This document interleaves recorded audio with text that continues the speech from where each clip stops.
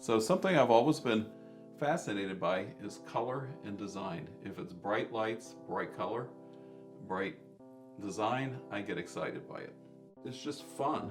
It's fun. And to see what a woman used 50 years ago or 100 years ago, that captures that moment. I love purses for the work and the design. I think that a lot of it is timeless, and a purse that is made 100 years ago or 50 years ago or 20 years ago can be reused today. A lot of the styles, you get into the more expensive French purses like the Grace Kelly design is still apropos today. Very little has changed. It's just a classic design. The materials say a lot about how old a purse is.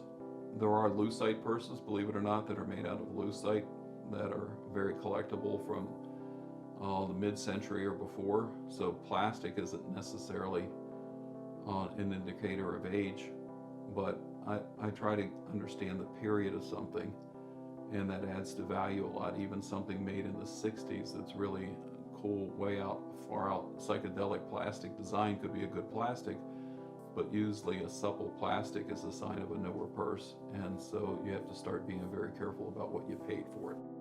I try to see how old it is, because that's going to often impact the value.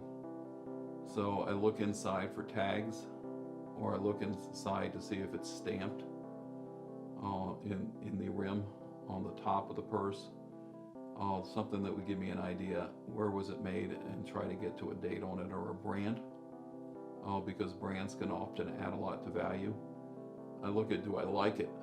What do I think of the design? I think I have a pretty good eye for artistic things, and so I tried to look at something and say, would somebody else like this? Do I think it's pleasing? Would I think that a woman would be willing to use it? And not just the one-off, but something that's, hey, could it hit a wide segment of the audience and say, this is going to make me feel as special as the person that used it before 50 years ago.